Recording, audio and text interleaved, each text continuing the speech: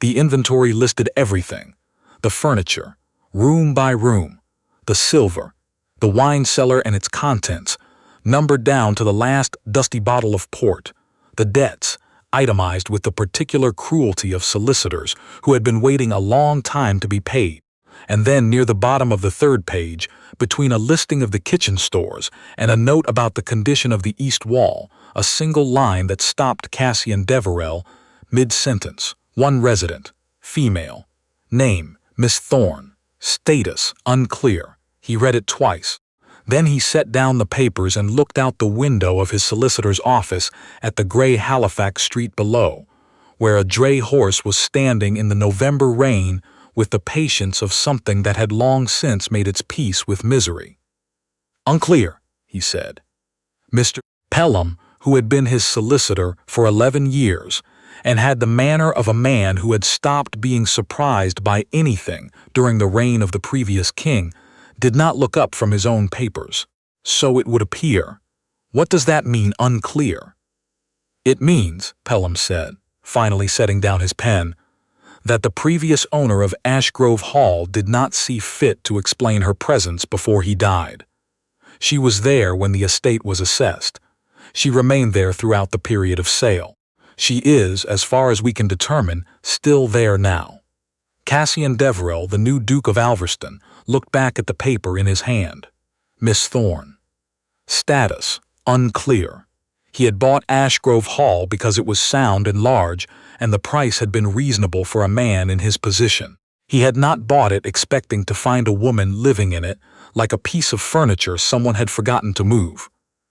The house was 3 hours north of Halifax, set back from the road behind a row of elms that had grown so tall they seemed to be holding the sky up. Cassian arrived on a Thursday afternoon in a light sleet, and the first thing he saw when his carriage came through the gate was that someone had repaired the stone wall along the eastern edge of the drive. The mortar was new. The work was neat. The housekeeper, a Mrs. Gant, met him at the door. She was 60 or thereabouts, with the expression of a woman who had formed her opinions long ago and saw no reason to revise them. "Your Grace," she said, "we've been expecting you. I understand there is a Miss Thorne in residence," Cassian said, before he had even crossed the threshold. Mrs. Gant's expression did not change, exactly, but something shifted behind her eyes. "Yes, Your Grace, she is. And what is her role here?" There was a pause, brief, but legible. "She assists," Mrs. Gant said carefully, "with the household." He did not see Miss Thorne that evening. He was shown his rooms, which were well kept and smelled of beeswax and dried lavender. He ate a dinner that was simple, but well cooked. He walked the ground floor of the house and found it orderly, in a way that suggested someone had been attending to it with more care than an absent owner usually inspired. There was a portrait gallery along the south corridor. He walked through it with a candle, looking at the faces of the Thornwood family, who had owned Ashgrove for 2 centuries before the last of them ran out of luck and heirs simultaneously. Generations of the same strong jaw and steady eyes, men and women both, staring out from their frames with the quiet authority of people who had never doubted their right to be exactly where they were. At the end of the corridor, there was a gap, a lighter rectangle on the wallpaper where a frame had hung and been removed. He stood looking at it for a moment, then carried his candle back to his rooms. He found her the next morning in the kitchen garden. She was pruning back the rose canes along the south wall, moving with the unhurried efficiency of someone who had done this particular task many times before and expected to do it many times again. She wore a plain gray dress and a heavy wool cloak that had been mended at the hem, and her dark hair was pinned back without ornament. She did not look up when he opened the garden gate, but the slight stiffening of her shoulders told him she had heard it. "Miss Thorne," he said. She turned then. She was perhaps 25, with the kind of face that was not immediately remarkable.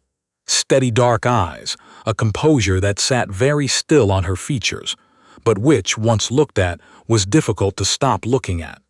Not because of beauty, exactly, though she had that too. Because of something in the quality of her attention, as though she were observing more than she was letting on. "Your Grace," she said. Her voice was even. "I'd like to speak with you about your situation here."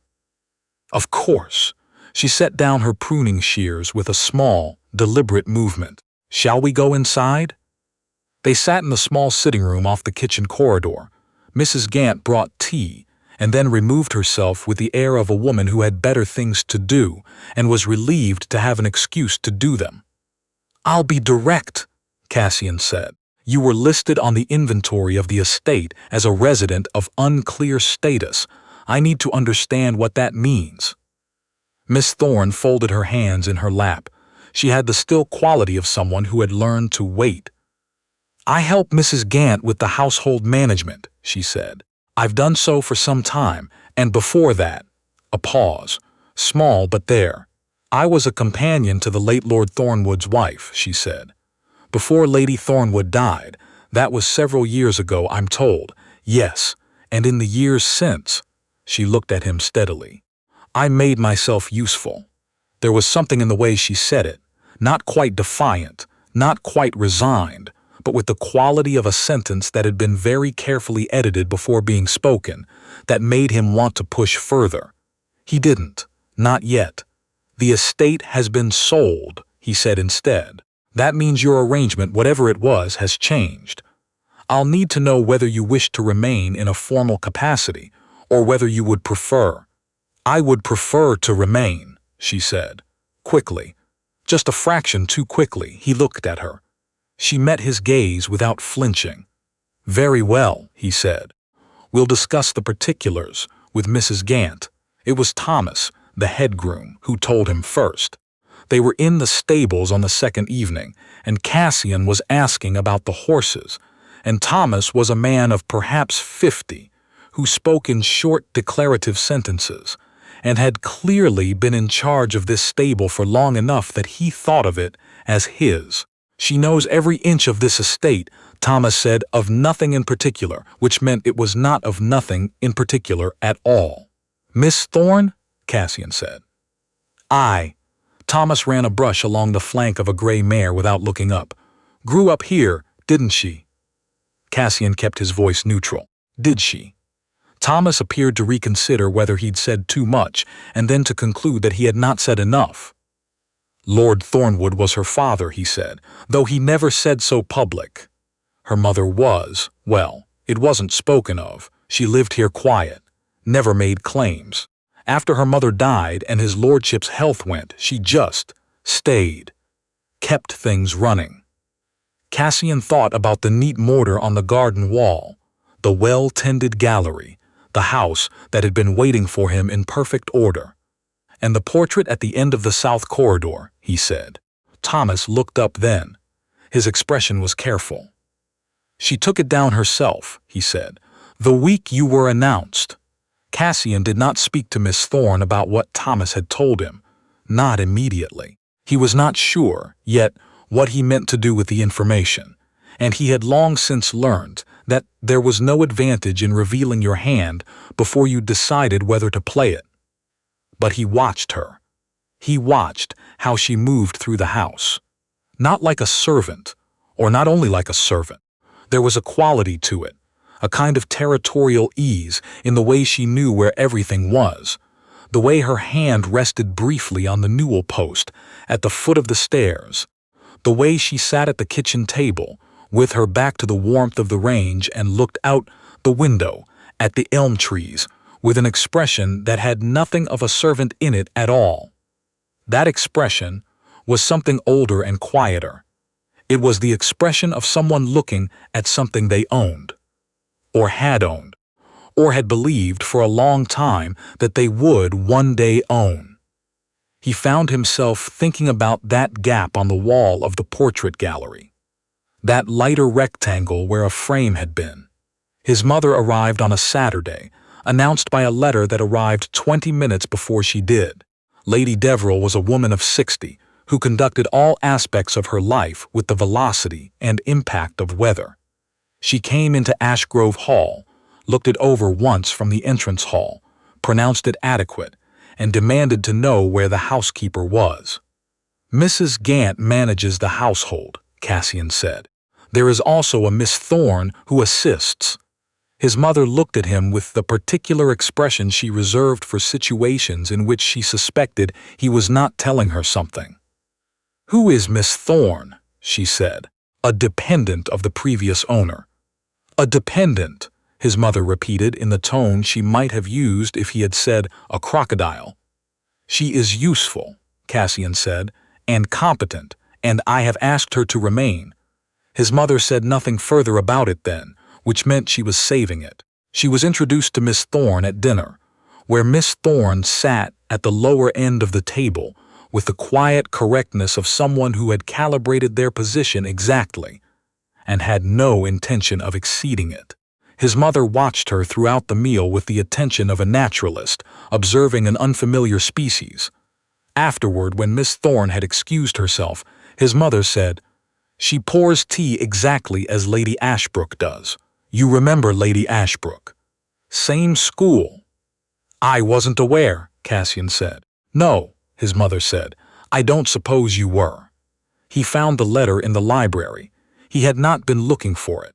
He was looking for a record of the estate's drainage easements, which Pelham had mentioned and which seemed to have been misfiled, and he was working his way through the bottom drawers of the estate desk when his hand closed on a leather folder that had been placed face down with the deliberateness of something meant to be found eventually, but not immediately. He opened it.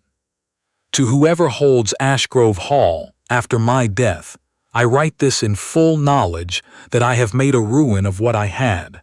The estate is sold and the debts are cleared and there is nothing left to inherit, but there is something left to acknowledge, and that is a debt of a different kind. My daughter's name is Margot.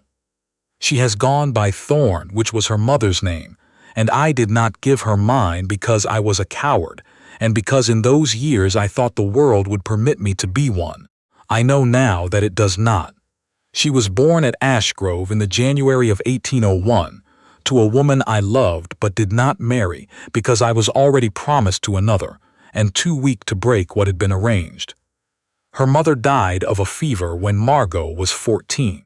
I kept her here because I could not send her away, and because she was more my daughter than anything else I had produced in my life, including the estate and the title and the good name I spent 40 years protecting.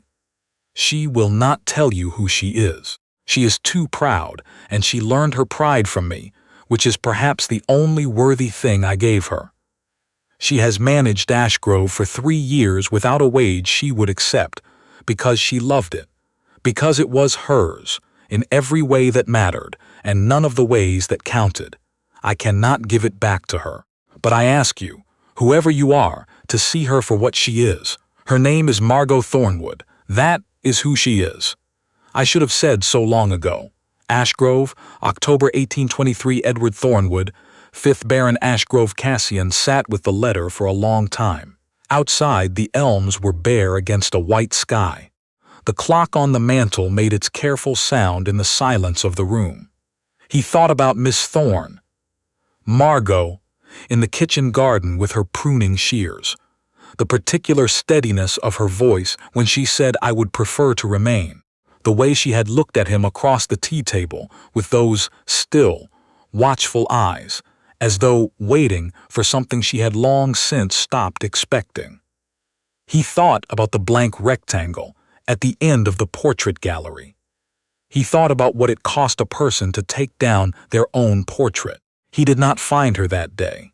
He looked, but she had gone out somewhere on the estate, and it was nearly dark before she came in through the kitchen door, her cloak wet from the rain that had started after noon, her boots leaving tracks across the stone floor. She stopped when she saw him standing in the corridor. There was a moment. She looked at his face, and then at his hands, and then at his face again, and he watched something happen behind her eyes. A swift calculation, a reckoning with something she had been keeping at arm's length for a long time.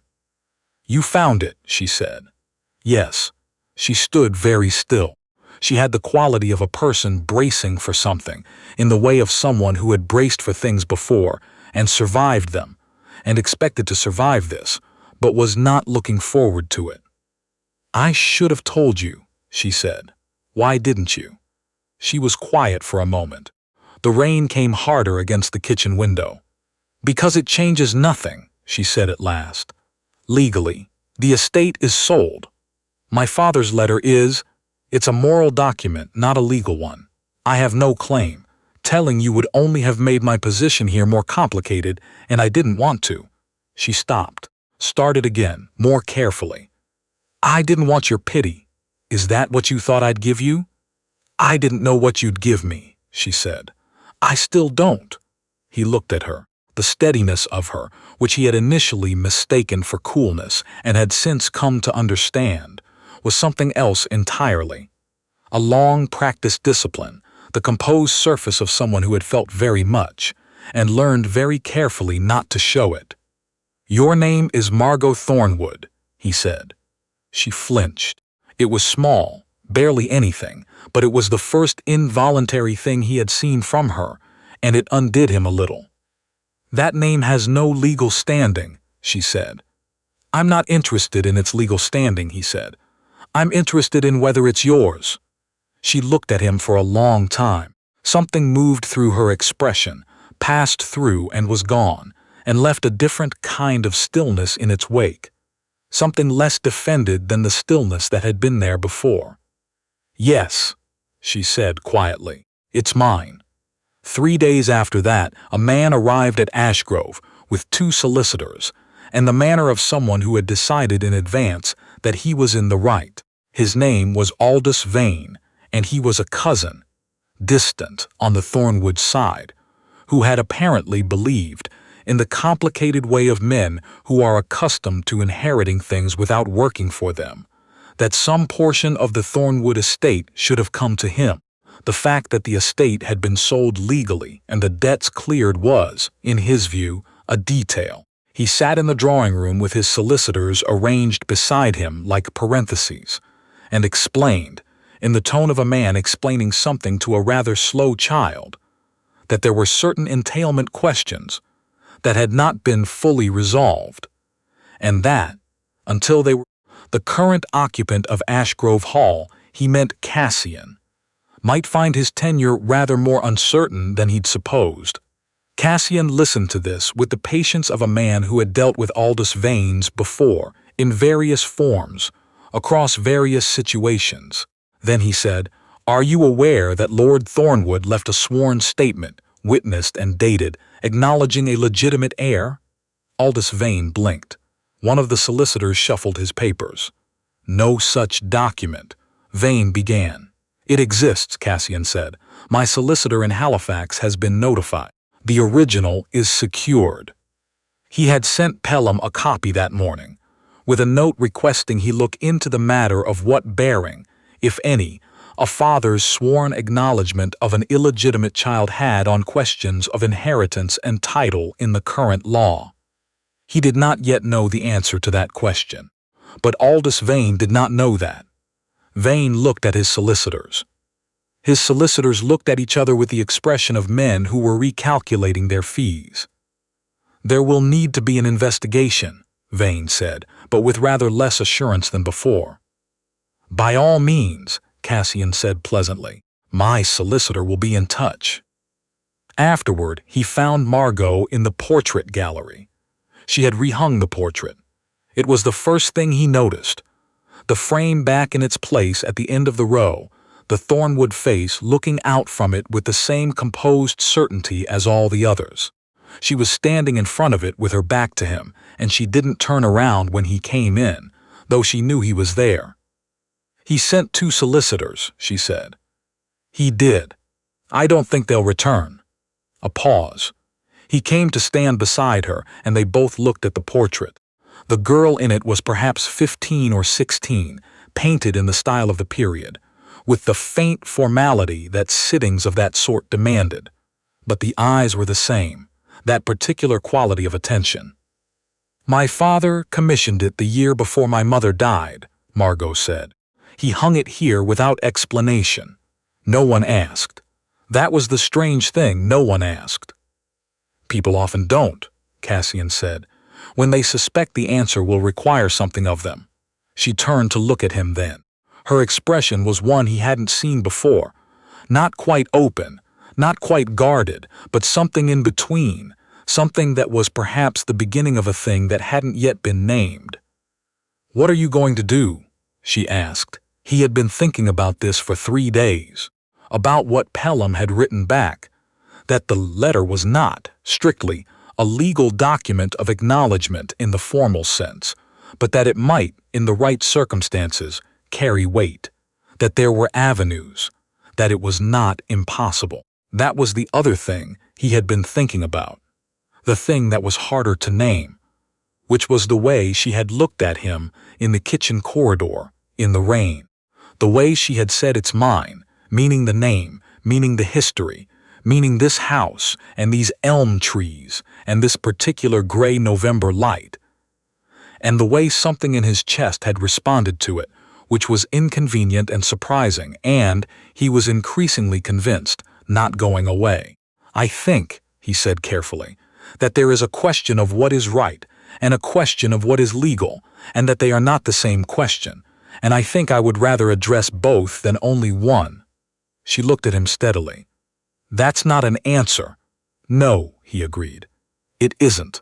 He paused. Then, "Your name is Thornwood. You were born here. You have run this estate for 3 years, and you have kept it better than any paid steward would have. That is not nothing. It is also not a legal claim. Not yet." She went still. That particular stillness. "What do you mean, not yet?" "I mean," he said, "that Pelham is looking into what can be done. I mean that Vane does not have a case, and that I intend to make that clear in whatever form is required. I mean—" He stopped, started again, because he was a man who had learned that saying things imprecisely was often more costly than saying nothing at all. "I mean that I would like, very much, to discuss with you what you want.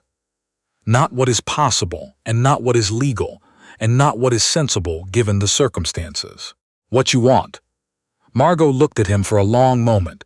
The clock somewhere in the house marked the half-hour. "I want my name," she said at last, "the real one, publicly, not a secret in a letter at the bottom of a drawer." "That I can do," he said. She nodded, slowly. Then, with the same quality of care with which she said everything that actually mattered to her. "And I would like to stay, at Ashgrove." "Yes." He looked at her. "In what capacity?" She met his eyes. Something in her expression shifted. A small, involuntary thing, like the one in the kitchen corridor. She had been very still for a very long time, and stillness, he was beginning to understand, was not the same as coldness, and composure was not the same as absence. "I don't know," she said, and there was something in her voice that was not quite the same as the voice she had used before. I haven't let myself think about that." "Perhaps," Cassian said, with more care than he usually used on sentences, "you might let yourself begin." The acknowledgement took 3 months. Pelham found a precedent, not a clean one, but sufficient, and the formal declaration that Margot was the natural daughter of Edward Thornwood, 5th Baron Ashgrove, was recorded in the winter of 1824. It gave her a name. It gave her nothing else, because there was nothing else to give. The estate was Cassian's, legally and entirely, and that was not changed by what her father had written or what Pelham had found. But the portrait stayed on the wall, and Margot stayed at Ashgrove. She stayed through the winter and the thaw and the first green week of April, when the elms put out their leaves, and the kitchen garden woke up again, and she was back among the roses with her pruning shears, moving with the same unhurried efficiency as the morning Cassian had first found her there. He stood at the gate and watched her. She looked up. She had stopped startling at his arrivals weeks ago. Now, she just looked at him with that expression that had been opening, slowly and carefully, like something that had been shut for a long time and was learning again how to let in light. "The south wall needs repointing," she said. "I know," he said. "I've spoken to the mason. He'll want to wait for drier weather." He said the same. She turned back to the roses. He came in through the gate and stood beside her, in the April sun, in the garden that had been hers since she could walk, and was now, in the ways that could be quantified, no longer hers at all. "Pelham wants to know," he said, "whether the arrangements here are satisfactory." "They are. He asks in a formal capacity," Cassian said. "As my solicitor, he is drawing up new documents." She turned to look at him. There was that quality of attention, that reckoning, that careful intelligence, and beneath it, now, something else, something that had been growing through the winter, in the quiet of the house, in the evenings by the library fire, when they sat across from each other and read, or didn't read, in a silence that had slowly stopped being a silence and started being something else. "What documents?" she said. He looked at the roses. He was better, ordinarily, at documents than at this. But he had been thinking about it since October, and he had decided that imprecision was, as noted, more costly than honesty. "Marriage settlements," he said. The pruning shears in her hand were very still. "Cassian," she said. It was the first time she had used his name. He had noticed. "I know the estate is already mine," he said. "I know you know that. I know this is not about the estate." He looked at her. "I would like you to understand that clearly, before you answer." Margot Thornwood looked at him for a long time. She had learned, in 24 years, to be careful with what she hoped for. She had learned to manage on very little of it, to tuck it away, where it could not cost her too much when it failed. She had learned to pour tea correctly and move through rooms quietly and make herself indispensable without making herself visible, and she had been very good at all of it, for a very long time. She was not sure she wanted to be quite so good at it anymore. "I understand," she said. "And?" he said. She looked at him. This man who had arrived with his solicitor's inventory and his reasonable expression, and had stayed to read her father's letter, and had done, without being asked and without making much of it, the thing that mattered. Who had said your name is Thornwood in the corridor in the rain, as though it were simply true, and it was. "Yes," she said. The elms moved in the April wind. The roses were budding along the south wall, the same roses that had grown there for as long as anyone could remember, and the house stood behind them as it had always stood, solid and gray and full of history that was hers, and was not hers, and would be, from now on, hers again. She went back to her pruning, but she was smiling.